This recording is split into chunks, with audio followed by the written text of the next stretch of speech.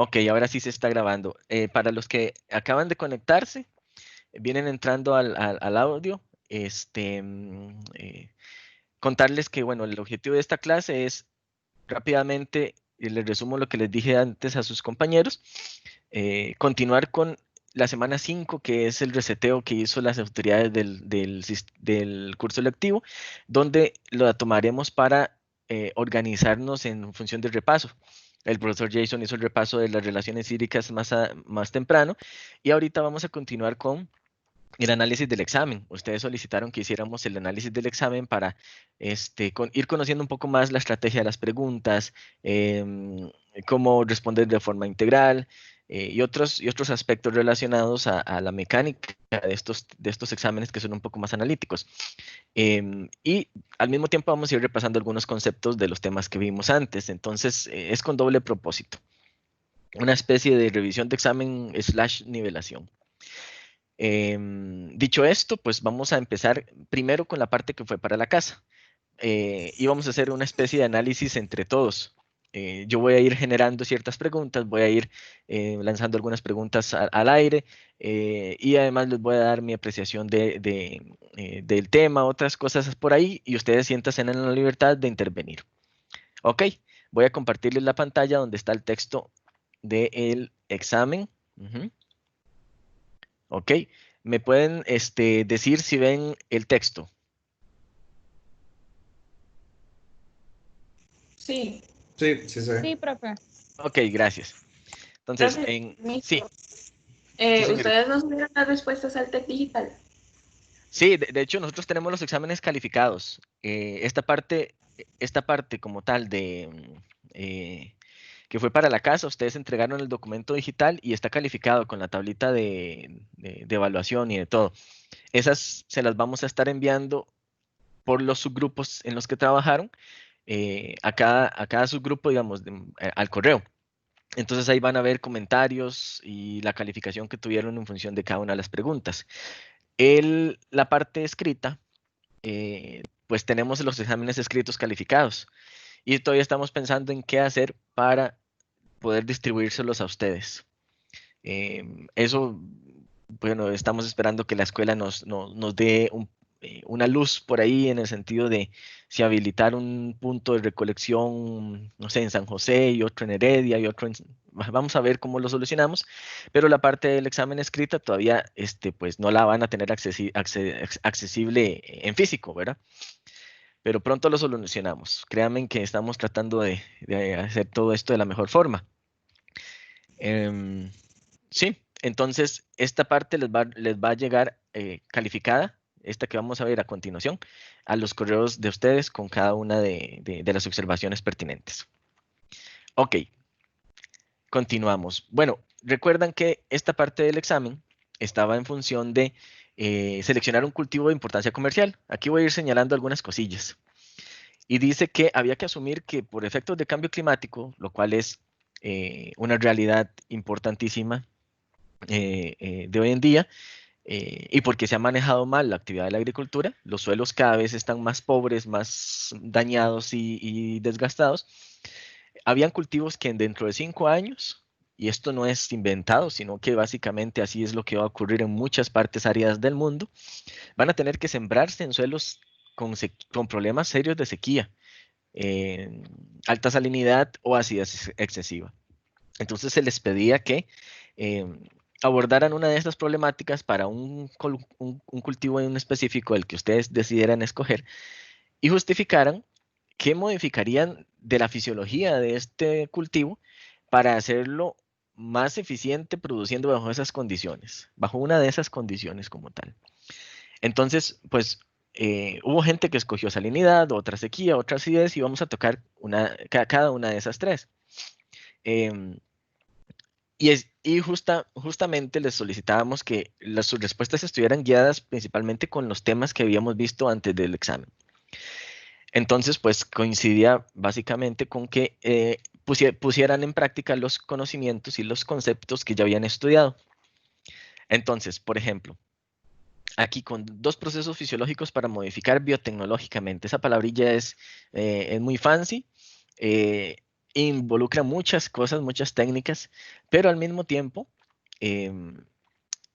implica que el proceso como tal tiene que llevar una cierta modificación que al final sea práctica, sea útil, ¿verdad? Em, que llegue a generarnos el beneficio que necesitamos. Entonces, algunas de esas modificaciones, siguiendo las respuestas que ustedes pusieron en los desarrollos de esta parte y en lo que hay ya investigado a nivel mundial, pues la edición genética es una de las opciones, ¿verdad? Con edición genética, piensen en que los procesos fisiológicos están gobernados por proteínas con función enzimática que van a estar encadenando los metabolismos, que implica que permiten preparar, preparar moléculas objetivo, eh, glicosilarlas, oxidarlas, reducirlas, hacer todas estas modificaciones para que las moléculas continúen en el siguiente paso en los ciclos metabólicos. Y pues desde ese punto de vista, la modificación genética, em, la alteración sobre esos pasos metabólicos generalmente está dada en proteínas con función enzimática, que se pueden mover alrededor de el ciclo metabólico para generar este tipo de beneficios. Por ejemplo, si hablamos específicamente de sequía, ¿cuál es el problema de la sequía? Bueno, que el suelo no tiene la suficiente agua para que la planta la absorba. Eso es un problema. Ujú. Y pues, ¿qué implica? Que la planta, si de forma indirecta estamos hablando de sequía, y los suelos son áridos y el clima además es bastante drástico, pues obviamente va a haber una presión importante para la pérdida de agua, ¿verdad? Y esa pérdida de agua, ¿cómo la podríamos evitar? En función de que todo esto está relacionado. No solamente si la planta no puede absorber el agua, sino que la planta no la pueda retener con suficiente fuerza dentro de su organismo para llevar a cabo procesos fisiológicos. Y pues eso, cualquiera de las dos situaciones, lo que va a implicar es que la planta no tenga buena relación hídrica y termine muriendo. Ahora, los quiero escuchar comentándome qué modificaciones específicas le harían ustedes a una planta para que pueda ser más tolerante a la sequía.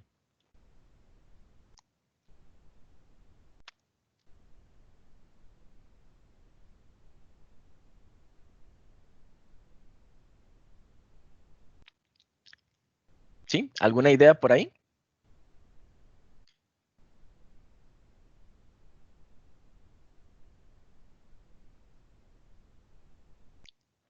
Chicas, chicos, ¿alguna idea por ahí de cómo mejoramos las plantas para que sean más tolerantes a la sequía?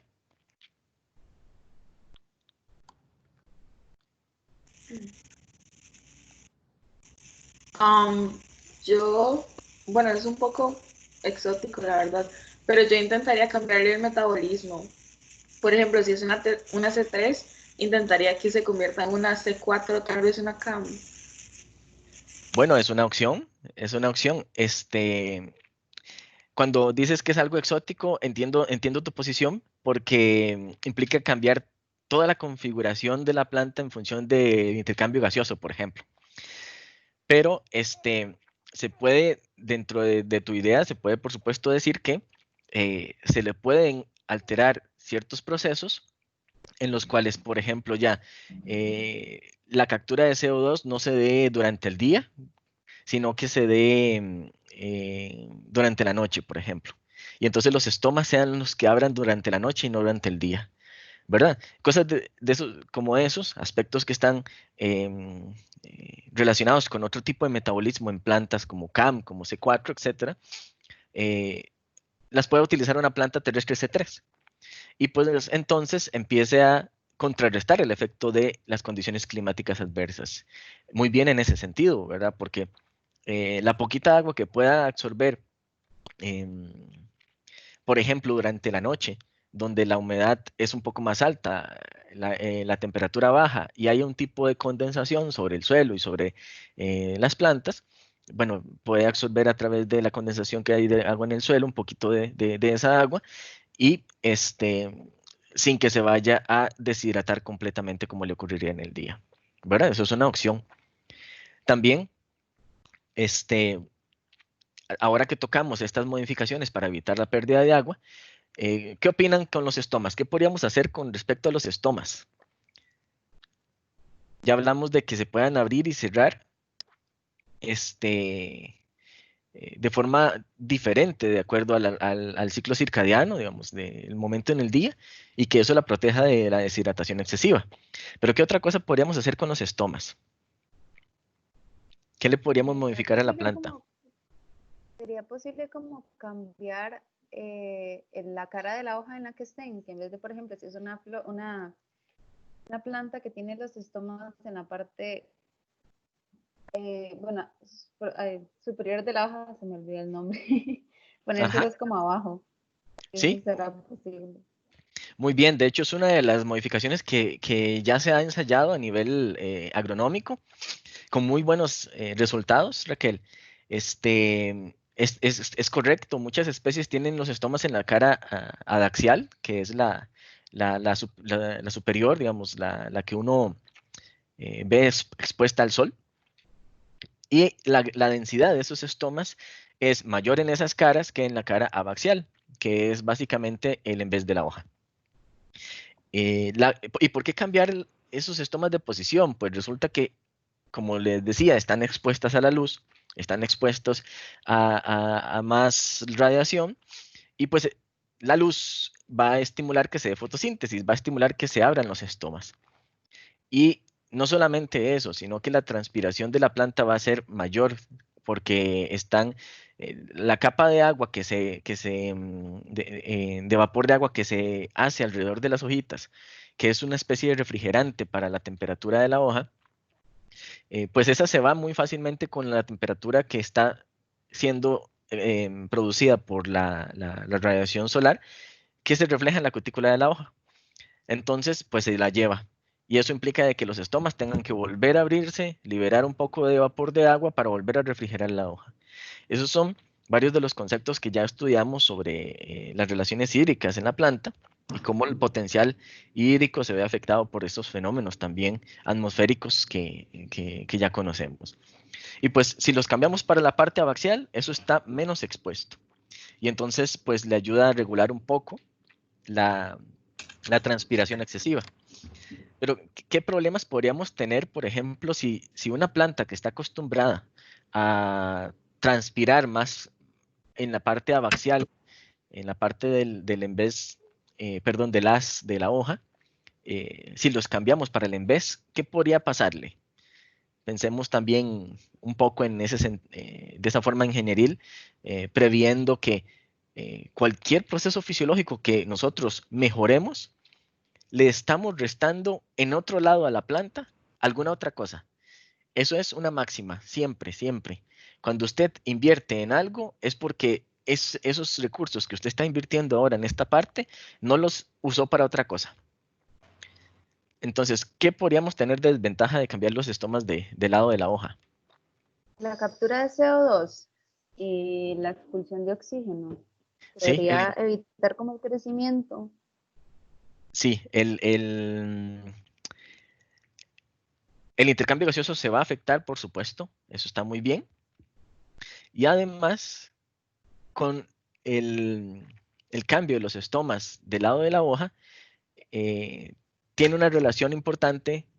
Bueno, evolutivamente hay algunas especies que tuvieron que cambiar sus estomas, que antes habían más en la parte del en vez de la hoja, en la parte abaxial, la tuvieron que pasar hacia la cara adaxial porque tienen patógenos que entran por los estomas y que se benefician de la microsombra que se hacen debajo de las hojitas. Por ejemplo, las rollas, que son súper famosas por entrar por ese sistema. Entonces, si tenemos una planta que tiene esta condición, pues, se enfrenta a un patógeno que tiene ese microhábitat en el en vez de la hoja, perdón, cambiarle los estomas de posición sería un peligro. Entonces ahí tendríamos que valorar qué es mejor, si tratar con otros factores o avanzar en la estrategia de cambiar los estomas. Ven, Profe, entonces, sí, no sé qué tan posible sería como controlar el mecanismo del ácido abscísico. Entonces así se modifica el transporte iónico, no sé. Sí, muy bien. De hecho, el ácido abscísico, ya retomo este tema, Arlene, solo para cerrar esta otra idea. Entonces, básicamente, uno siempre tiene que hacer un balance entre lo que gana y lo que pierde a nivel fisiológico. Sí, eso que sea una de las conclusiones que se lleven de hoy para la vida, ¿verdad? No solamente con plantas, sino con cualquier otro bicho que estén trabajando, este, siempre hay esa máxima. Em, sí, y ahora retomando el tema de Arlene, eso es muy importante. Lo de los reguladores de crecimiento de plantas, que también fue una de las respuestas muy bien dirigidas por ustedes. Eh, Quiero decirles, aprovechar que la gran mayoría de sus comentarios y sus respuestas en el examen, en esta parte que fue para la casa, bien fundamentadas y bien pensadas. Eso me gustó mucho. Y cerrando el comentario, pues retomo el por qué esto, porque parte de ser muy estratégico en la modificación de las plantas es que la modificación que usted haga vaya a servir, claro que sí, pero además de que deje la planta que todavía sea eh, útil, viable, súper importante. Que las modificaciones sean en las mínimas cosas, también es una de las opciones, ¿verdad?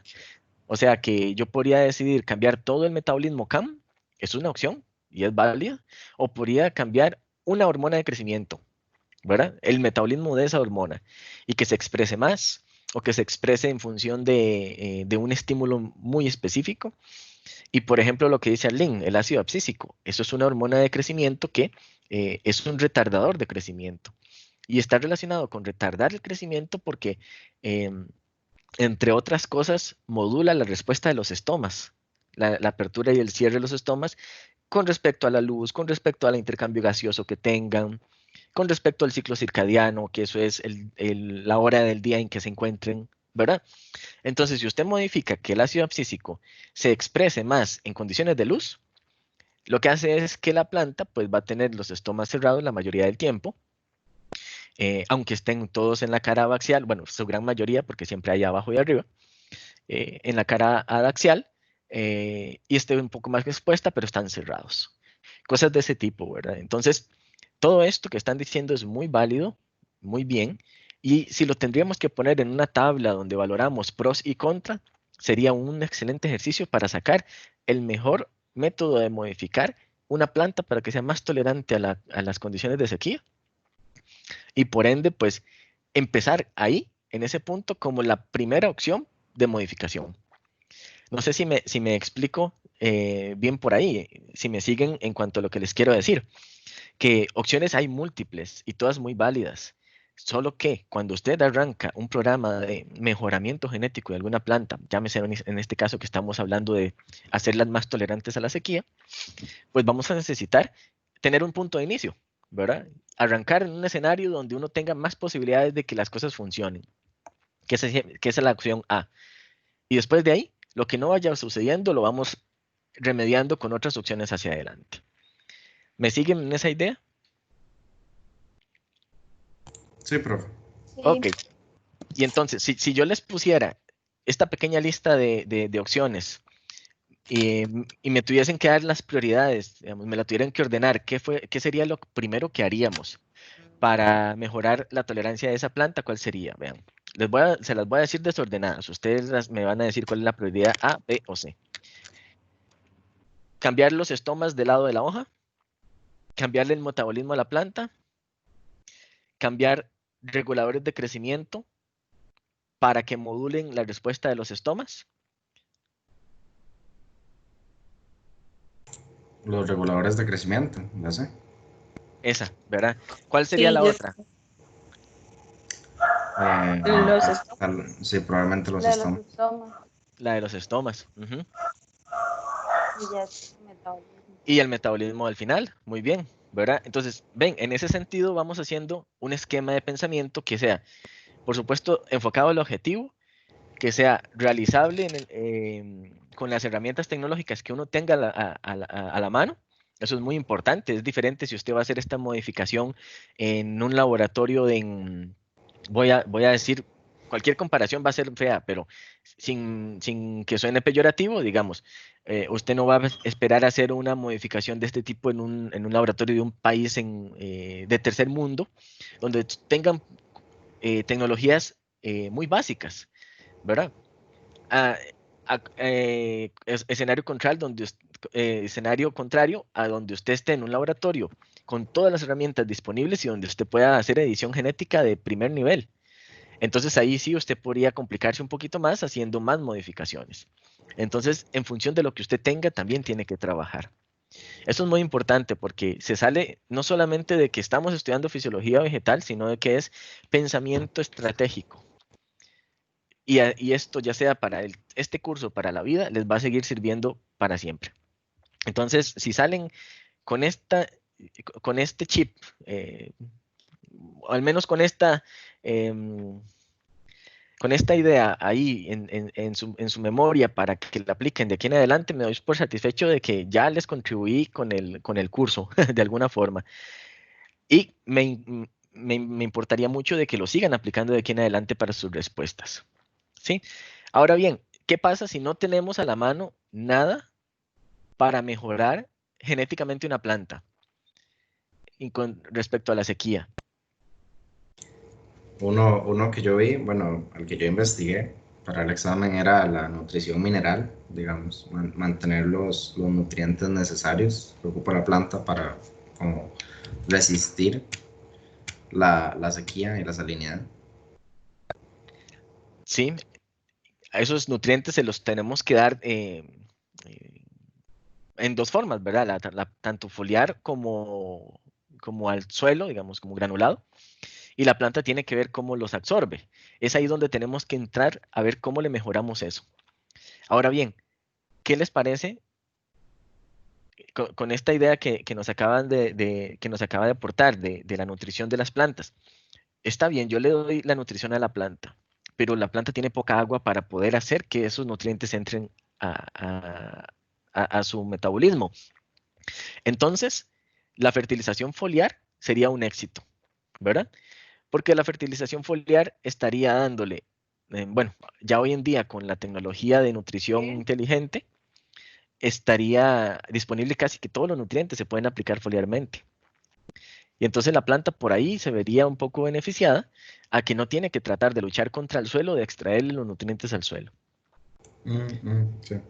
¿verdad? Entonces la nutrición foliar sería un éxito en este sentido. Ahora, llamemos que les voy a poner el caso. Estamos sembrando plantas a cielo abierto. Es un terreno a cielo abierto, descubierto, donde está expuesta la planta a las condiciones climáticas. Mucho sol, mucho viento, altas temperaturas, baja humedad, etc. Le ponemos fertilización foliar. La tendríamos que poner en la noche, ¿verdad? Por efectos de que el sol puede hacer quema de las hojas cuando están con gotitas de agua sobre sus hojas, por el efecto lupa que se hace con la radiación solar.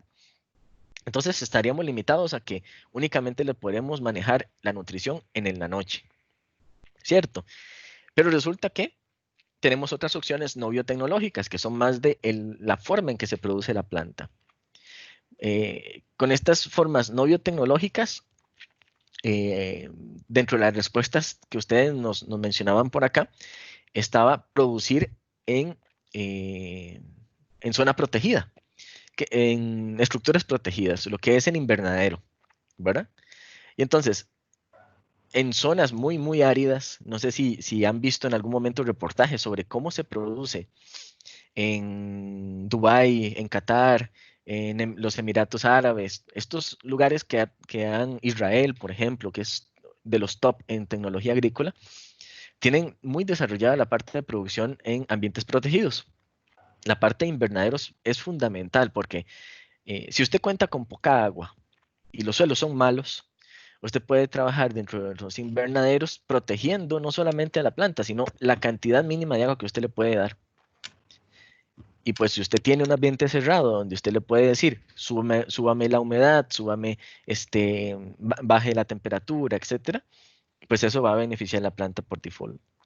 Y dentro de otras opciones que implican el sistema de producción, No sé si recuerdan de lo que habíamos hablado de hidroponía y aeroponía. Esa es otra opción. Y todavía más, la segunda, si usted tiene poca agua, en general, digamos, el lugar cuenta con poca agua para trabajar, o usted tiene que purificar el agua del mar para poder usarla, etcétera, usted necesita aprovechar todo el agua dulce que tenga para producir cultivos de la mejor forma. Y una de esas es la aeroponía, donde usted prescinde del suelo y de mucha cantidad de agua para hacer transporte de los nutrientes hacia la planta. Y claro, eso tiene que ser en un ambiente protegido, porque necesitamos que la planta no transpire excesivamente. Y entonces, si lo metemos en un invernadero y le generamos un sistema de aeroponía que utilice la mínima cantidad de agua, donde vamos a disolver los nutrientes, pues eso va a permitir que la planta no se afecte en su desarrollo y siga teniendo los nutrientes aún con la mínima cantidad de agua disponible, ¿verdad? Entonces, como ven, todo es una estrategia. Y cuando usted se especializa en un cultivo, en una familia de plantas, etcétera, va a depender de qué tan importantes sean los cultivos que usted está estudiando. Por ejemplo, de los que ustedes mencionaban en sus respuestas, maíz, arroz, sorgo. Estos son, papa, son cultivos de importancia alimentaria mundial. ¿Qué significa? Bueno, que en todo lado se siembran, en todo lado se consumen y que son de los principales productos para industria, para alimento de animales, para la industria textil también usa de ellos, etcétera, etcétera, etcétera. Y entonces, hay gente que se especializa solamente en una variedad de maíz y ahí hace toda su carrera. Y hay otra gente que es especialista en solanáceas, en toda la familia de solanáceas, etcétera. Entonces, usted podría conocer muy bien una planta y seguir dedicándole toda su vida a adaptarla a las condiciones extremas de producción. Y en ese sentido, pues las personas que trabajan en esta parte de adaptaciones de los cultivos a condiciones climáticas, pues tienen que pensar en todo esto que estamos hablando nosotros, en los métodos de modificarlas, que si bien es cierto, no sé si comparten esto conmigo, pero la modificación de una planta, pues bueno, de hecho, es un proceso que puede ser corto si las modificaciones son muy básicas, epigenéticas, por ejemplo, y puede ser muy grande si es dentro de un programa de mejoramiento genético donde se tarda muchos años. Entonces eso a nivel de producción, pues puede representar un grave riesgo a que usted deje de producir y que quiebre su negocio. Entonces, las medidas más rápidas, fáciles de implementar, son las que primero se ponen a prueba. Como por ejemplo, instalar los invernaderos, como por ejemplo, probar riego foliar en las noches, como por ejemplo, mejorar la condición del suelo, ¿verdad? Y paralelamente la gente va trabajando en desarrollar variedades resistentes, tolerantes a estas condiciones extremas de estrés abiótico. Y entonces ahí va, es todo un programa de mejoramiento. Y todo va incluido en una estrategia de manejo del cultivo. ¿Cómo estamos por acá con el tema de sequía? ¿Alguna pregunta de parte de ustedes en relación a algo más de sequía?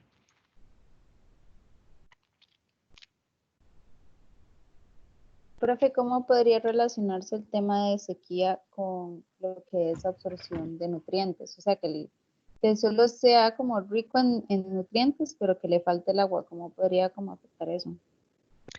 Sí, gracias Raquel. Definitivamente es el mayor reto que la planta absorba los nutrientes de un suelo que no tiene agua. Eh, Básicamente no sería posible a menos que la planta libere exudados al suelo, los famosos sideróforos. En algún momento comentábamos de que estas moléculas son ácidos orgánicos quelatantes de algunos cationes que permite que la planta pues los solubilice y los absorba. Eso es posible, pero en muy baja medida. Y generalmente pues va a necesitar también de que el suelo esté relativamente hidratado para que el sideróforo se disuelva y alcance donde está el cobre, alcance donde está el fósforo, etcétera, etcétera. ¿Cierto? Entonces, aquí hay una gran conclusión. Si estamos produciendo en suelo, necesitamos, y vamos a dar nutrición que se tome desde el suelo por la raíz, necesitamos sí o sí algún mínimo de agua en algún momento del día en la planta, en el suelo para que la planta lo absorba. Entonces, eso definitivamente es necesario. Ahora, hay tecnología desarrollada últimamente que principalmente para la producción, para las primeras etapas de las plantas, donde usted llega y siembra una matita en el campo, una matita pequeñita que tiene su raíz corta, sus hojas son muy sensibles, tiene poca cutícula depositada, es muy sensible a la transpiración, etcétera, todos esos factores. Pues resulta que ahora se fabrican una especie de, llamémoslo así, una especie de saquito donde se siembra la planta primero a nivel de almácigo y la planta crece ahí un tiempo en condiciones protegidas, en invernadero, hasta que alcance un tamaño adecuado para pasarse al campo. Resulta que esos saquitos se impregnan de unos especies de geles que se llaman hidrogeles, que son súper reactivos en función de la humedad que encuentren en el ambiente. Y por ejemplo, pensemos en que es una esponja, este saquito que está inmerso de un hidrogel, se convierte como una esponja para el agua. Y entonces cuando se siembra en un suelo que tiene poca agua, ese saquito empieza a jalar el agua del suelo y la concentra alrededor de la raíz de la planta. Y pues eso permite de que la planta pierda, bueno, se estrese menos, eso es una realidad, se estresa menos con esa tecnología y además permite de que el nutriente que esté cerca de la planta pues se disuelva en esa agua que está concentrada en la rizósfera. En eso son algunas tecnologías de ahorita, pero igual, son tecnologías que tienen cierto riesgo, porque dependen de la condición de agua del suelo. O sea que aquí el factor determinante siempre va a ser, para producir en el suelo, hay que contar con cierta cantidad de agua.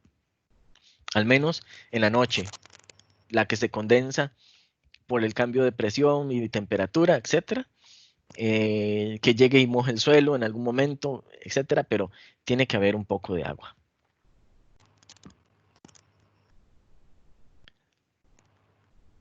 Ok, entonces, hablemos, si les parece un poco, ya hablamos de sequía, hablemos de salinidad. Ya muchos de los elementos de salinidad los hemos tocado. También con esto de la sequía, porque es la cantidad de agua que haya, entre más agua hay en el suelo, más disueltos están las sales, ¿verdad? Es una realidad. Pero, ¿qué podemos hablar específicamente de la salinidad? Pues como tal está dada por la concentración excesiva de nutrientes en el suelo que lo que hacen es bajar la capacidad de intercambio catiónico que tiene un suelo y por ende entonces no permiten, uno, que la planta absorba bien toda la cantidad de nutrientes que necesita, ¿verdad? Y por supuesto, van a traer un desbalance a las comunidades de microorganismos y a la interacción de la fase biótica y la abiótica del suelo, de manera tal que la planta ya no encuentra condiciones adecuadas para crecer. Por ejemplo, cuando hablamos de salinidad excesiva, ¿de qué tipo de sales estamos hablando? ¿Qué se les viene a la mente?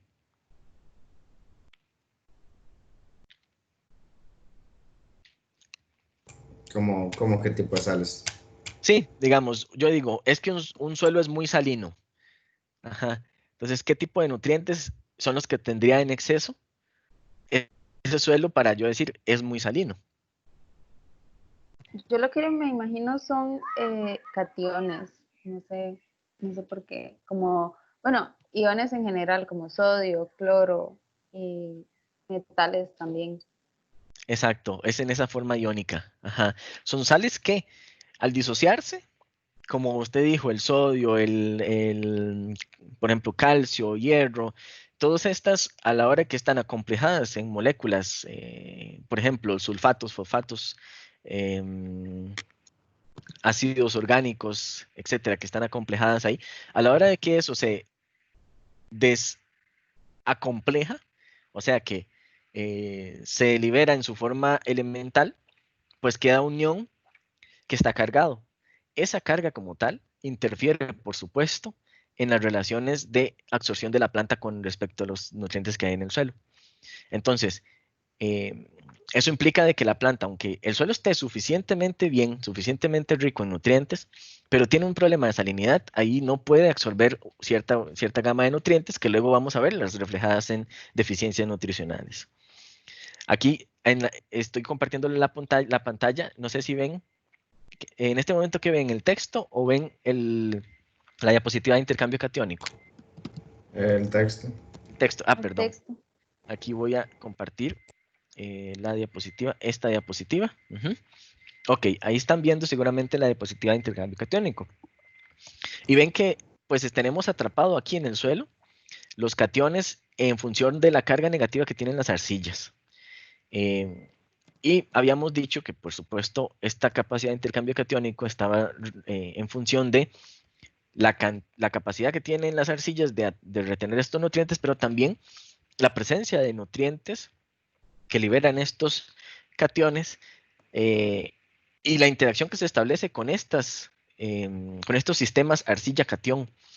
Porque en ese transporte de que la arcilla va liberando cationes porque va absorbiendo otros que los ácidos orgánicos le van liberando, donde estaban acomplejados, etcétera, pues lo que hace es que en algún momento esos cationes estén solubles en la matriz de agua en el suelo y que la planta los absorba. Ese es el fundamento de generarle un intercambio catiónico al suelo para que la planta absorba. Ahora bien, ¿qué produce esta salinidad? Ya ustedes se podrán imaginar de que si uno le incorpora al suelo excesiva cantidad de nutrientes, pues va a llegar un momento donde ya el suelo no tolera más, las arcillas que tiene ya no pueden atrapar más y lo que hace es concentrarse de manera tóxica en la solución del suelo y por ende la planta ya no se favorece para absorber ni ese ni ningún otro nutriente. Todo en exceso es malo. Aquí es una frase muy trillada, pero eso aplica incluso para el suelo y las plantas. De manera tal que si usted le coloca demasiada cantidad de nutriente al suelo, pues va a intoxicar a la planta de alguna forma. Y esas intoxicaciones hay varias formas de que se den. Una es que la planta llegue y absorba lo que puede, pero esa absorción que ella hace, que también la planta no es tan selectiva como para decir, bueno, voy a absorber solamente 20 de cationes más 2 y 10 de cationes más 1, no es tan selectiva para hacer eso.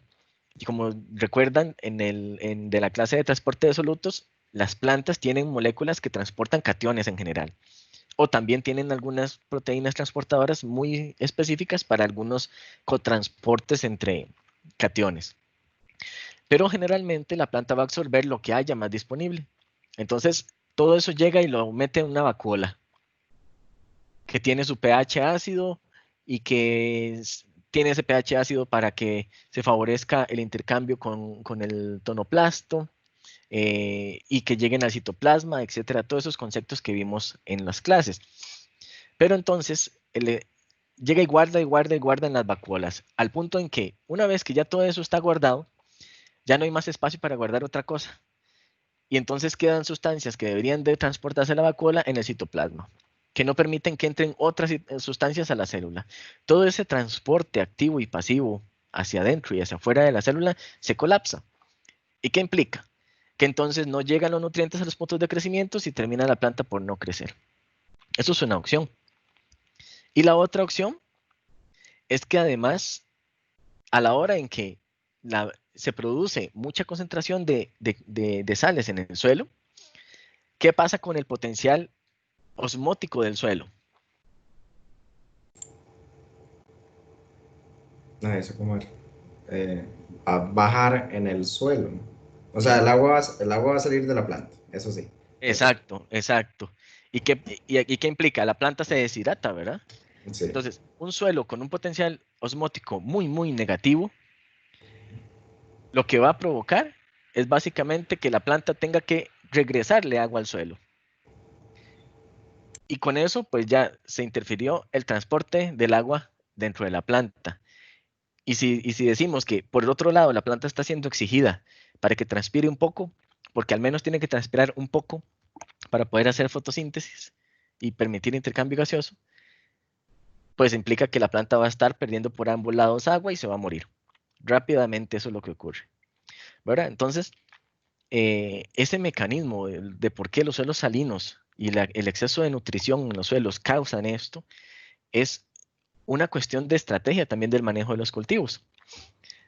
Y por eso hay que estar monitoreando siempre la calidad del suelo, con los análisis elementales del suelo, con los análisis de la planta, para saber qué está pasando entre lo que hay en el suelo, si la planta lo puede absorber o no, ¿verdad? Eran varios de los conceptos que estábamos manejando dentro de las preguntas del examen, de la parte que ustedes hicieron escrita, y que se relaciona perfectamente para que puedan llegar a pensar en por qué es tan importante cuidar todos esos aspectos para propiciarle una buena calidad a la planta. Ahora bien, ¿cómo mejoramos esto? ¿Cómo hacemos plantas tolerantes a la salinidad? Por ahí, una de sus respuestas fue bastante repetida, muy bien dirigida, por cierto, también, es que podemos hacer modificaciones en las proteínas de transporte de estos cationes, por ejemplo, hacia adentro de la planta. Y podemos hacerlas de manera tal que sean más selectivas. O podemos hacer que la planta tenga más transportadores o menos transportadores de ese tipo en las células de la raíz. ¿Qué implica esto? Así como cuando en sus respuestas mencionaban modificar la cantidad de acuaporinas en las células de la raíz, por ejemplo, y que entonces la absorción de agua fuera más eficiente, aquí podríamos también modificar la cantidad de transportadores de cationes, por ejemplo, de calcio o de hierro, en las células de la raíz para que transporte menos cantidad. ¿Qué implica? De nuevo, si ganamos en un lado, perdemos en otro lado. Posiblemente la planta vaya a crecer más lento, ¿verdad? A la hora de que tiene un sistema de absorción de nutrientes más lento. Porque tiene menor cantidad de proteínas que puedan hacer transporte de cationes en sus raíces. Pero, si tomamos en cuenta eso y ganamos más tolerancia a la salinidad en la planta, estamos bien. Nada más que tenemos que considerar que la planta va a producir en más tiempo. Se va a alargar el ciclo del cultivo. Entonces, de nuevo, la modificación genética es una opción sobre proteínas con esta función transportadora. En este caso son proteínas estructurales, pero también pueden ser sobre enzimas que participen en la quelatación de los cationes en el suelo. Por ejemplo, hablábamos antes de los sideróforos, estas sustancias orgánicas que libera la planta para quelatar cationes, también son uno de los mecanismos de resistencia de las plantas, de tolerancia, perdón, que la tolerancia es diferente a la resistencia. Plantas tolerantes tienden a liberar más cantidad y más tipos de sideróforos para mantener un balance en las condiciones salinas en la rizósfera. Y entonces eso permite que la planta pueda estar sembrada en un suelo muy, muy, muy, muy extremo en cuanto a condiciones salinas, pero termina por lograr absorber lo que necesita, porque tiene un sistema de sideróforos específico para eso. Y también, parte de lo que hemos visto es que los metabolismos de las plantas en condiciones salinas empiezan a modificarse para la adaptación a este tipo, como por ejemplo, si la concentración de suelo, perdón, si la concentración de sales está abajo a unos 20 centímetros en el suelo, se ve que las plantas tiran sus raíces más superficiales y tratan de absorber los nutrientes que están más en la superficie, no tanto los que se han concentrado más abajo, retenidos por las arcillas, y haciendo más toxicidad de salinidad un poco más abajo en el suelo. Ven, entonces hay varias alternativas. Y rescatamos otras que ya hablamos para la parte de sequía. Producir en ambientes protegidos donde usted no requiera del suelo. O fertilización foliar donde usted pueda, si la planta no puede absorber de un suelo salino el cobre, por ejemplo, se lo podamos dar de manera foliar. Vamos a ver por acá, tenemos que la siguiente problemática que estábamos hablando era acidez excesiva.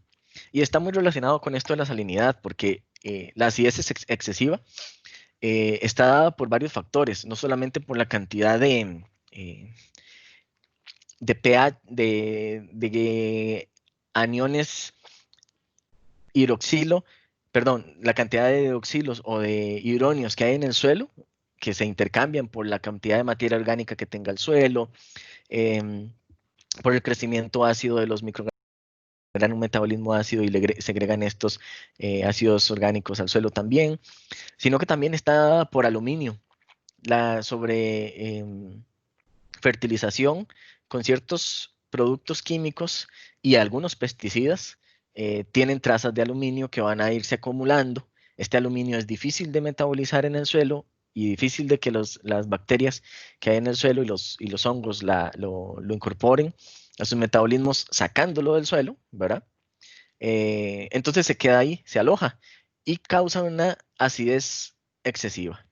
Esa acidez excesiva está relacionada también con altas concentraciones de hierro. Entonces parece ser que esos dos nutrientes colocados en exceso, ya sea que venga de nutrición directa o que venga por residualidad de pesticidas, son un problema en los cultivos. Y ya se podrán imaginar que no solamente ejercen una acción tóxica directa sobre la planta, donde su acumulación en las células hace que las células se vuelvan inviables, desencadena la apoptosis y pues las puntas de las raíces se mueren por contacto excesivo con aluminio, por ejemplo, sino que además se interfiere en la nutrición de los otros nutrientes. Aquí donde estamos viendo en la presentación, ya cambié aquí donde hay una laminita donde está el efecto de pH con respecto a la absorción de los nutrientes. Y podemos ver que la gran mayoría en condiciones de acidez se desfavorece. Y ni tan siquiera es una acidez excesiva como decir abajo de 4. Una acidez ya de 5, de entre 5 y 4.5 ya tiene problemas de absorción muchos nutrientes relacionados con el metabolismo de la planta. Nutrientes esenciales principalmente, ¿verdad? Y vemos acá que nitrógeno, que es del que más se necesita en la planta, pues está en poquísima concentración accesible para la planta cuando el pH llega hasta 4.5, inclusive en 5. Ni que se diga los antagonismos y las sinergias, ¿verdad? Ven, ahí hay una matriz muy compleja de relaciones que hay que tomar en consideración. Pero parece que todo se simplificó por un gran estudio de suelos que se hizo en edafología alrededor del mundo, del cual participó también Costa Rica, y hay un manual que es muy famoso aquí en agronomía que se llama el Manual de Suelos de Floria Berch, que se estudió las condiciones de suelo, las propiedades que tenían los suelos agrícolas de Costa Rica, y pues se permitió entonces determinar qué zonas eran más aptas para qué cultivos. Algunos cultivos que son muy demandantes de hierro, pues podrán verse favorecidos en condiciones más de acidez, pero la gran mayoría de los cultivos necesita pHs de cerca de 6.5 a 7 para que podríamos decir que ese es el rango óptimo del pH de suelos agrícolas. Y va a estar en función de varias cosas. Ya ustedes saben, nutrición, materia orgánica, aplicación excesiva de nutrientes y pesticidas. Y con esto, también el manejo agronómico que se le dé al suelo. Por ejemplo, si el suelo tiene más de la cantidad de agua que necesita, o si tiene menos de la cantidad de agua que necesita, o si es un suelo muy arcilloso y no se le incorpora materia orgánica, todas estas cosas van a influir. ¿Cómo podemos solucionar una planta que sea más tolerante a la acidez? Que es de forma biotecnológica, ¿qué podríamos decir? ¿Qué le modificaríamos a una planta para que sea más tolerante a la acidez?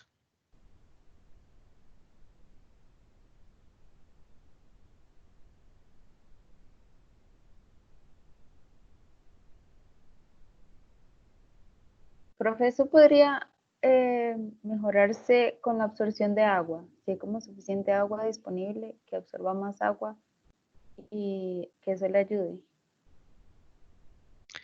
Sí, la acidez puede también diluir la cantidad de estos elementos que están causando, perdón, la cantidad de agua puede diluir la cantidad de los elementos que causan la acidez. Eso es cierto. Ujú. Aquí, antes voy a hacer un comercial. Aquí varias gente me está poniendo en el chat de que tiene clase de genética. Sí, no hay ningún problema. Esta clase va a quedar grabada para que la puedan escuchar después. Entonces pueden retirarse sin ningún problema. Y las personas que deseen continuar, aquí nos quedaremos. Voy a escribir aquí en el chat.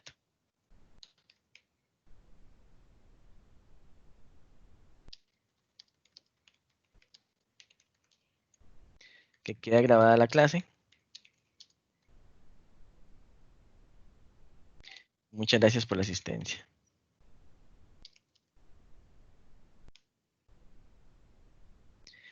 Sí, un segundo, ya. Ya casi continuamos.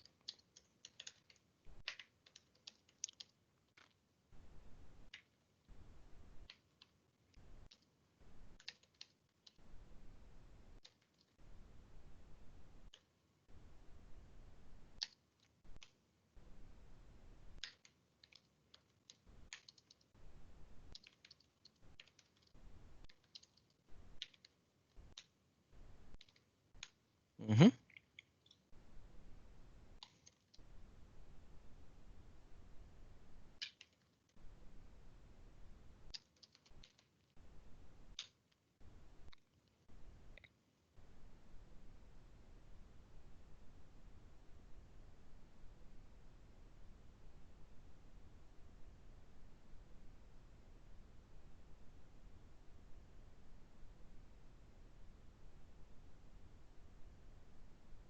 Ok, ya conversé con la profesora Laura y los que tienen clase con la profesora, por favor, cambiar de clase. Y los que no tienen clases con la profesora y quieren continuar con la clase, pues vamos a seguir aquí un ratito, por lo menos unos 20 minutos. Y queda grabada para que después puedan escuchar todo lo demás que conversamos. No se preocupen. Cuando deseen pueden unirse a la otra reunión. No hay ningún problema con eso, de verdad.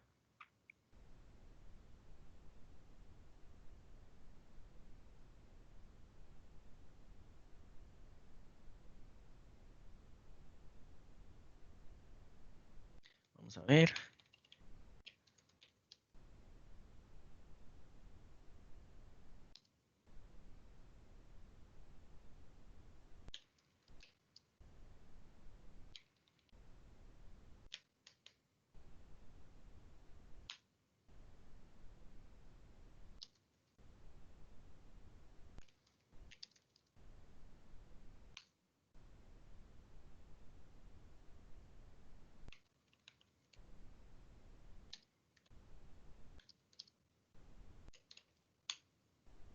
Ok, aquí estoy buscando un momento para ver cuánta gente queda en el chat.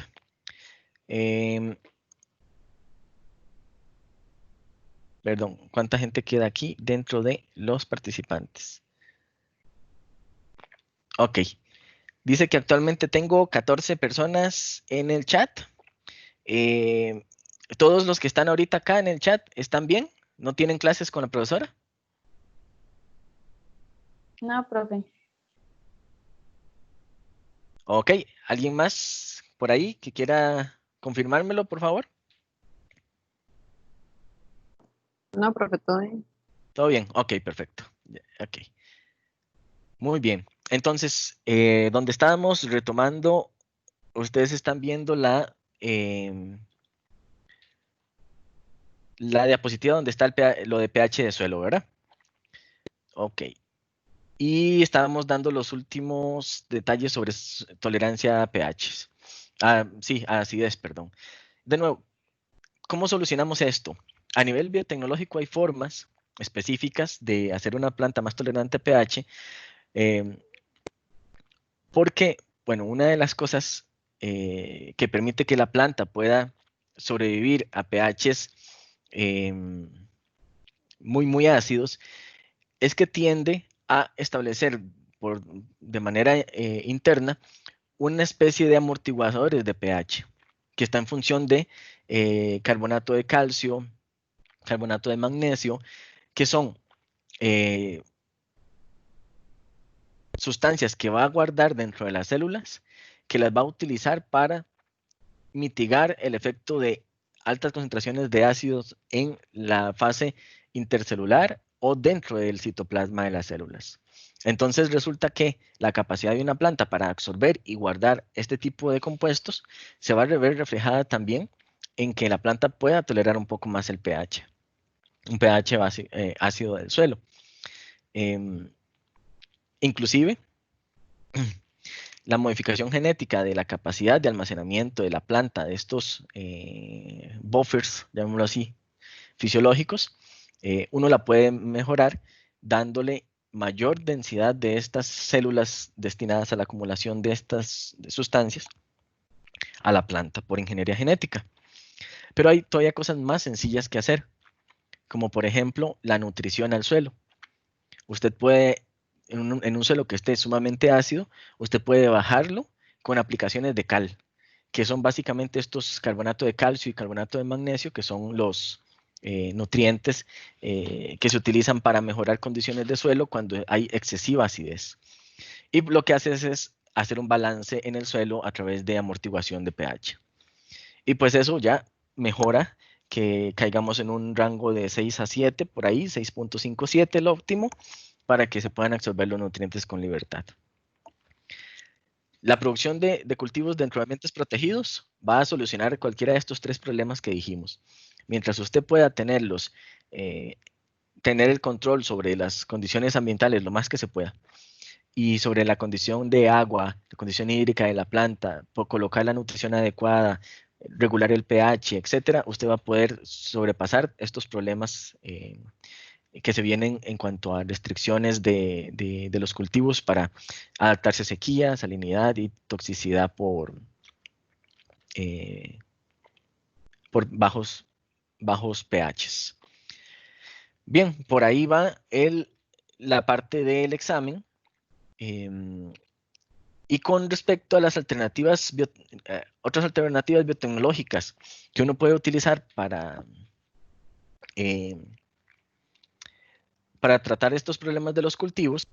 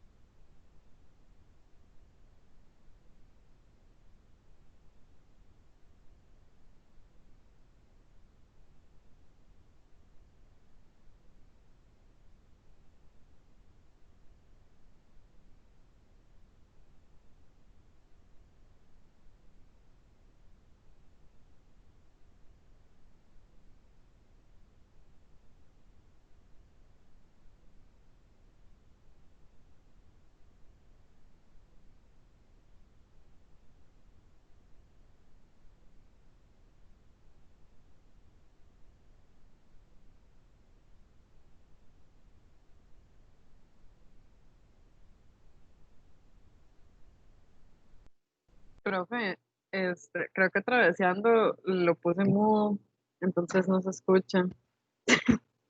Hoy, disculpen, disculpen. ¿Ahí me escuchan, sí? Sí, ahora sí. Ay, disculpen. Tal vez, no sé desde hace cuánto no me escucho. ¿Qué fue lo último que les dije? No había entrado al artículo cuando lo dejé de escuchar. Ay, Ok, ok. Entonces, cerrando como esta parte de las adaptaciones de las plantas a las condiciones extremas del suelo, digamos, salinidad, déficit hídrico y toxicidad por acidez, encontramos que, bueno, ya hablamos de ciertas opciones biotecnológicas que van a tocar modificación genética en las plantas y otras que no, como por ejemplo las micorrizas. De las micorrizas sí me escucharon. No, profe. Ok, rápidamente retomando el tema de micorrizas, que fue alguna de las respuestas que ustedes dieron para la parte de modificación biotecnológica que estuviera fuera de las opciones de mejorar las plantas genéticamente, las micorrizas recuerden que aumentan el área de absorción de las plantas, tanto para nutrientes como agua. Y entonces hay casos donde estas micorrizas permiten que la planta incremente el área de absorción hasta en un 200%. Y eso les faculta a que busquen nutrientes en otros lugares donde tal vez no haya tanta concentración de sales o no tanta concentración de acidez, etcétera. Y eso les mejora los chances a las plantas para que sobrevivan. Entonces, eso es una alternativa biotecnológica para tratar estos problemas de cultivos que no implican modificarla genéticamente. Y por ende pueden ser más baratos y más rápidos. Usted los puede poner a funcionar hoy mismo, así como aplicarle exógenamente reguladores de crecimiento para retardar el crecimiento de las plantas, meterlas en dormancia, evitar que pasen la sequía y después volverlas a activar para que cuando ya haya mejores condiciones climáticas empiecen a crecer. Cosas de ese tipo se pueden hacer. Inductores de crecimiento, inductores de defensa en las plantas, etcétera. Entonces, hay muchas otras alternativas no biotecnológicas que utilizar que se combinan con todo lo que hemos dicho. Y si tuviéramos que decir eh, el orden para empezar a aplicar estas cosas, recuerden lo más sencillo y lo que se pueda utilizar en este momento con la mayor capacidad con las mayores probabilidades de que tenga éxito. Entonces empezaríamos con soluciones biotecnológicas que no modifiquen la planta. Empezaríamos a sembrar en ambientes protegidos y a hacer algo de manejo agronómico en relación a todo esto. Y después pensaríamos en modificar la planta si nada de esto tiene efectos, ¿verdad? Entonces, eso es una especie de pensamiento lógico secuencial que nos va a permitir ensayar lo que está más accesible primero y si eso tiene éxito, pues sobre eso vamos a trabajar y después de ahí en adelante pensaremos en algo más complicado si lo requeremos, ¿verdad? Y iba a cerrar ese tema con este artículo de estrés abiótico. Es un review que está muy completo, es del 2018, sobre cómo las plantas se adaptan, las defensas que tienen a través de estrés, de tolerancia multiestrés a factores abióticos. Y pues aquí vamos a ver que hay temas muy puntuales, como por ejemplo, bueno, ya de por sí la planta tiene toda esta información genética para expresarla, pero la depositación de cutícula, los ácidos grasos insaturados, las especies reactivas como las reactivas de oxígeno. em, Hay modificaciones sobre moléculas importantes como las chaperonas, etcétera, etcétera, etcétera. Y hay también la parte de la red regulatoria del sistema de defensas. Entonces, este artículo va a ser muy importante, les va a complementar mucho lo que hoy comentamos. Y hay una conclusión vital. Así que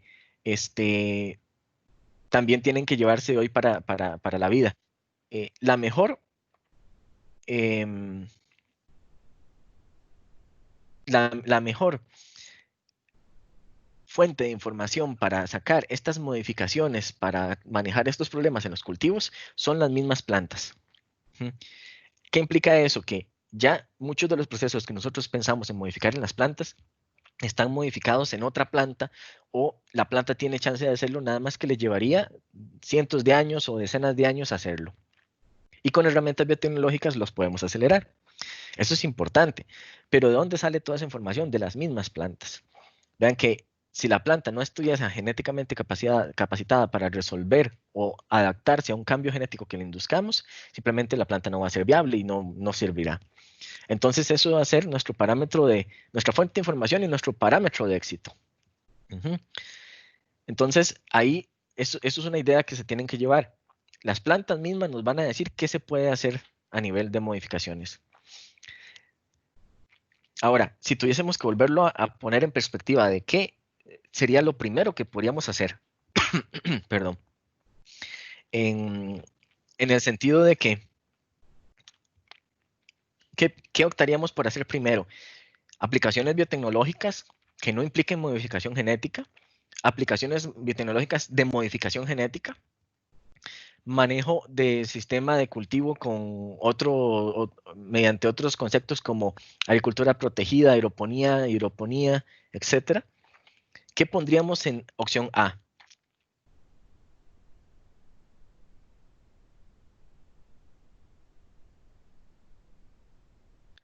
Yo Bueno, sinceramente empezaría como con lo que es cultivo alternativo.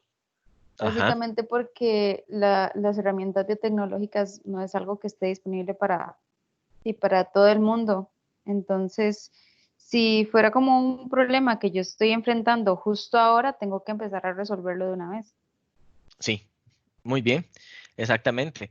Con el mismo sentido que lo analizamos para el otro tema. Lo más barato, lo más accesible, lo más rápido, lo que tenga mayor probabilidad de éxito, eso pruebo primero. Después, al siguiente paso, que me implique un poco más de inversión y un poco más de riesgo, sí. Y por último, lo más complicado, que esto, lo más complicado, pues lo ponemos entre comillas porque a veces puede ser una tecnología simple, pero es muy cara. O puede ser que se nos lleve muchos años, aunque sea un proceso que se va a dar naturalmente, pero lo tenemos que inducir y se va a llevar muchos años. Entonces, no es tan inmediato el resultado que vamos a obtener. Entonces, todo eso se resume en que, entre comillas, lo más complicado. Pero si lo ordenamos bien, podríamos llegar a manejar un programa de mejoramiento genético o de mejoramiento de los cultivos en general, desde la parte genética, desde la parte de manejo, de forma muy integral. Entonces, esos son mis aportes para este tema de la clase de hoy. Si notan, hemos venido tocando a través del repaso de estos tres casos de sequía, acidez, salinidad y las adaptaciones que le queremos dar a las plantas para que sobrevivan en estos ambientes, temas en función de nutrición mineral, en función del transporte de solutos, se han venido hablando ciertas cosas de ese tipo. Y ustedes ahorita están viendo el artículo, ¿verdad? Vamos a ver, dejar de compartir y vamos a compartir la parte del examen. Y pues ya se cubrieron algunos temas de la parte escrita donde se hablaba de fertilización, por ejemplo. Pero quiero tomar estos últimos minutos para hacer énfasis en estos últimos 5 minutitos en varias cosas de esta parte. Ya ustedes conocen cuáles son los elementos que la planta necesita para crecer, que hay unos elementos que son esenciales, hay otros que no, pero que igual cumplen ciertas funciones importantes en las plantas, que cuando están se benefician. Ok. Y hablábamos también de una parte muy importante del tema de nutrición mineral, eran las deficiencias. Y la forma en que podíamos ir averiguando qué le estaba pasando a la planta en función de que le faltara un nutriente o que tuviera exceso de un nutriente que provocase el antagonismo con otro y que ahí viéramos una deficiencia. ¿Qué quiero rescatar con esto? Vamos a ver, llamémosle una metodología básica, pero muy efectiva para entrarle a este tema. Y vamos a ir enumerando. Vean, primero, cuando usted está frente a una deficiencia, usted tiene que tener en cuenta de que hay tanto deficiencias como excesos. Y que puede que lo que usted esté viendo no es el reflejo de lo que hay en el suelo. Usted ve lo que le está pasando a la planta, pero no sabe si el suelo tiene el nutriente que la planta necesita y la planta no lo absorbe por alguna razón, o si el suelo no tiene el nutriente y por ende la planta no lo está pudiendo absorber. ¿verdad? Entonces, aquí el paso A sería siempre hacer análisis de suelo y análisis foliares, como máxima. De nuevo, otra cosa para de aquí en adelante y para siempre, cuando uno no tiene la pericia, la experiencia para diagnosticar algo en campo, en el sitio, así como, por ejemplo, cuando le mandan a usted exámenes de laboratorio para poder determinar qué es lo que usted tiene, así mismo es lo que uno tiene que hacer con las plantas y el suelo. Si bien es cierto, hay muchos síntomas muy evidentes donde uno puede decir, esa planta le falta nitrógeno, esa planta le falta tal cosa, puede que esa sea la razón que se ve en la superficie, esa sea la razón principal que usted está viendo, pero con un análisis de suelo y foliar, usted se va a dar cuenta si hay atrás de eso sinergias, antagonismos o complicaciones importantes, o virus, o alguna enfermedad de la raíz, etcétera. Entonces, siempre los análisis, para que usted no pierda plata aplicando cosas a la planta que no vayan a servir. Y también, peor aún, que usted no recupere la planta, ¿verdad? Que la nutrición que usted le vaya a dar, pues ya no iba a hacer nada porque la planta estaba sumamente enferma. Entonces, ese tipo de enfoques es el que me interesa resaltarles con respecto a lo de deficiencias. Más allá de que se sepan todas las deficiencias que le ocurren a la planta, sepan cómo entrarle a ese tema, con diagnóstico a través de exámenes de laboratorio, principalmente, y después, estudiando esas relaciones, aconsejar aplicaciones o aconsejar suspender aplicaciones de cosas. Otra cosa también muy importante es que los pesticidas, que uno piensa que son solamente moléculas que están dirigidas a eliminar hongos, eliminar bacterias, eliminar nematodos, eliminar malezas, etcétera. Todos esos son residuales que se quedan en el suelo.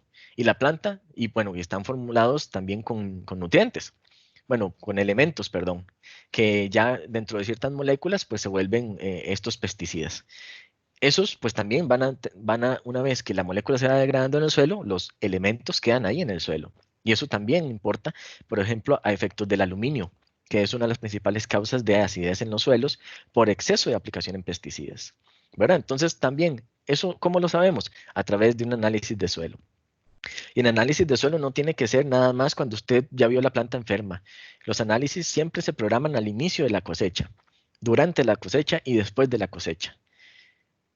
¿Por qué? Porque así usted puede ver cómo va a empezar a producir la planta, si en verdad lo logra, y cómo terminó el suelo después de que la planta pasó el ciclo de cultivo ahí, para ver si queda apto para otro ciclo o si necesita adicionarle otras cosas.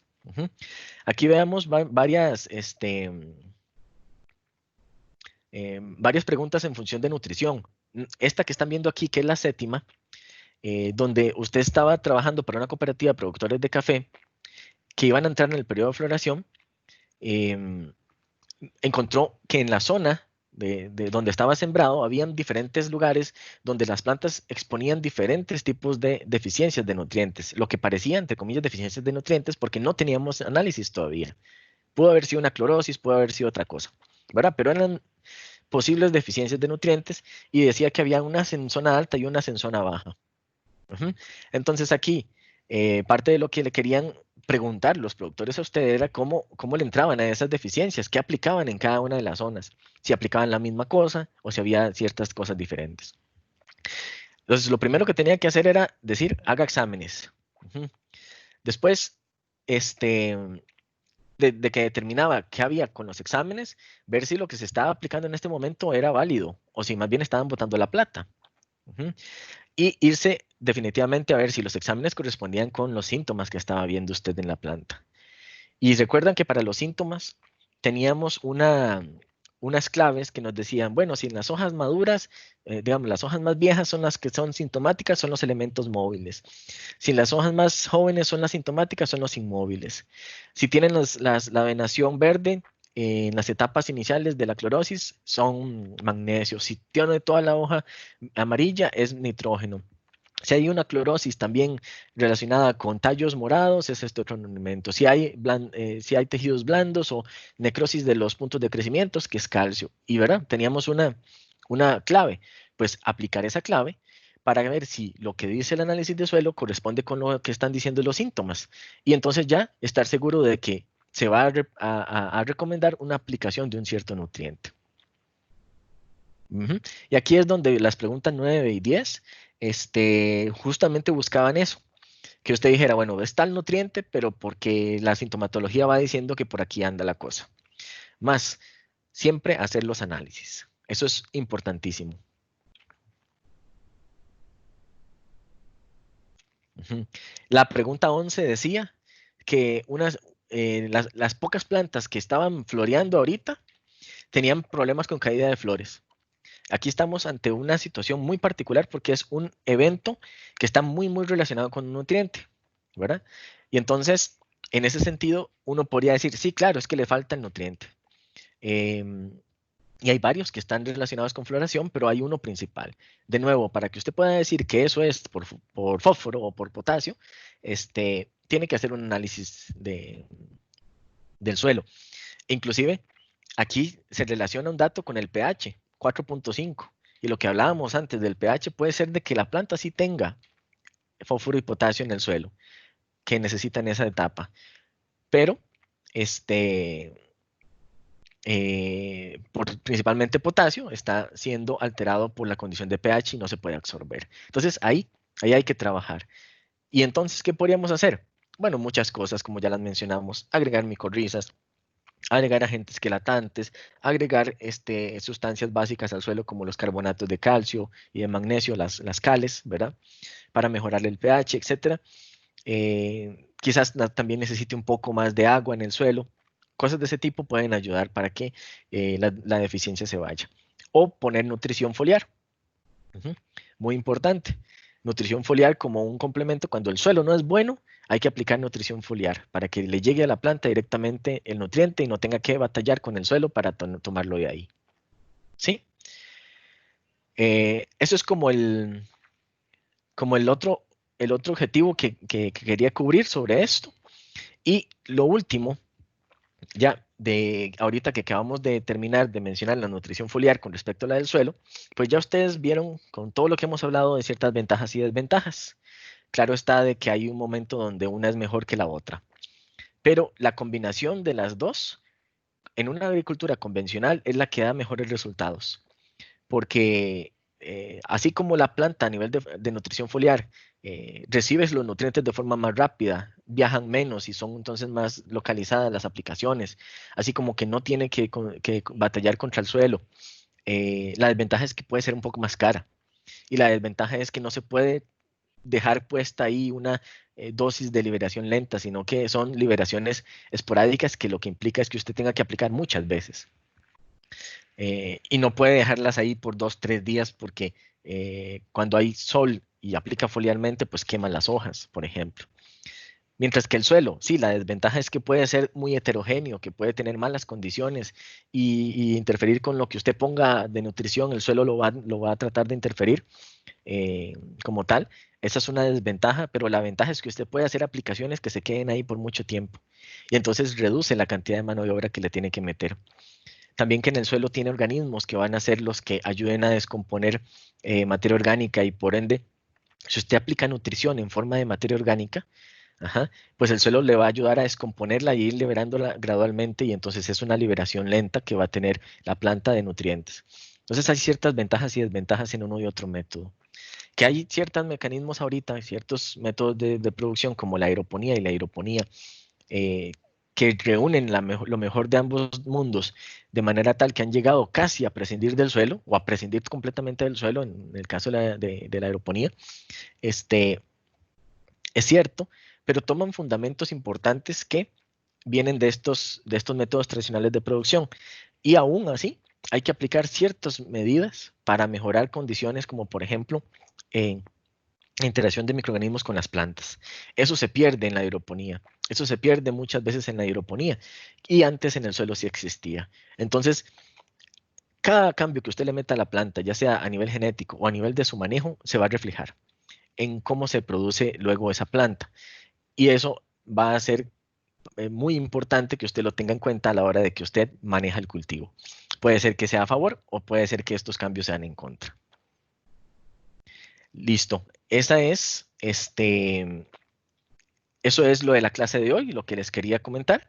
Si alguno tiene otra pregunta o alguna apreciación, podríamos hacerla de una vez. Profe, una pregunta. Cuando uno hace aplicación de nutrientes foliar, ¿cómo se transportan al resto de la planta? ¿O son como nutrientes que se necesitan directamente en la hoja? Muy buena pregunta. Resulta que las plantas, entre más follaje tenga la planta, la nutrición va a ser más efectiva, porque digamos que la aplicación que usted le hace va a caer en área efectiva. Y esto ya sea en hojas maduras o o en hojas jóvenes. Eh, y de hecho usted atomiza toda la planta. Resulta entonces que los mecanismos de transporte de solutos van a gobernar de igual forma que pasaría si la planta lo absorbe por la raíz. Nada más que ahora arranca este mecanismo desde las células de las hojas. Sí, entonces, así como por ejemplo se transporta por simplasto y apoplasto un nutriente de una de una hoja vieja a una hoja joven, si la nutrición foliar lo dispersó más en hojas viejas que en hojas jóvenes, va a necesitar transportar hacia hasta las hojas jóvenes el nutriente por simplasto y apoplasto. ¿Quién dice eso? Los reguladores de crecimiento. Es un tema que vamos a ver casi al final del curso, pero es para que lo vayan teniendo en cuenta. Quien dice hacia dónde se mueven los nutrientes son los reguladores de crecimiento principalmente. De manera tal que si hay un nuevo brotecito en la parte apical de la planta y hay cierta necesidad de nutrientes para ese brote siga creciendo, desde la hoja madura, los reguladores de crecimiento van a notar que hay una señal bioquímica de que allá hay poco nutriente y el regulador de crecimiento viaja hasta allá, transportando con él mismo los nutrientes. Entonces, el mecanismo se replica, nada más que cuando es nutrición foliar, partimos desde las células de las hojas hacia los demás tejidos y prescindimos de la raíz. Pero incluso Ok. se pueden transportar nutrientes de forma, de forma activa, por ejemplo, de una hoja madura a otra hoja madura, que estén en diferentes niveles, se pueden transportar nutrientes también. Profe, ¿y entran solo por los estomas o por cualquier célula? Es que como tienen la cutícula, entonces no sé si eso afecta. No, entran por cualquier célula. De hecho, los estomas es el sitio donde más entra, ¿verdad? Pero también hay un transporte pasivo que está dado por la carga de la formulación del nutriente foliar que interacciona con la cutícula y que llega hasta la epidermis y luego entra a la célula de forma pasiva. Ujú. Se absorbe se absorbe a través de las células de la epidermis de forma pasiva. Y si es cierto, si la célula tiene mucha cutícula, es más complicado ese transporte, esa Ok. absorción, y solamente entraría por los pestomas. Pero tiene lenticelas, tiene estomas, zonas, por ejemplo, las hojitas que son más nuevas, tienen poca cutícula y entonces ahí se da una absorción más directa de ese nutriente a través del transporte pasivo, a través de las células de epidermis. Ujú. Gracias. Con gusto.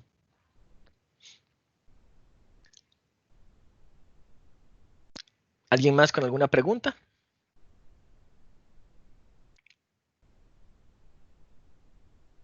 ¿No?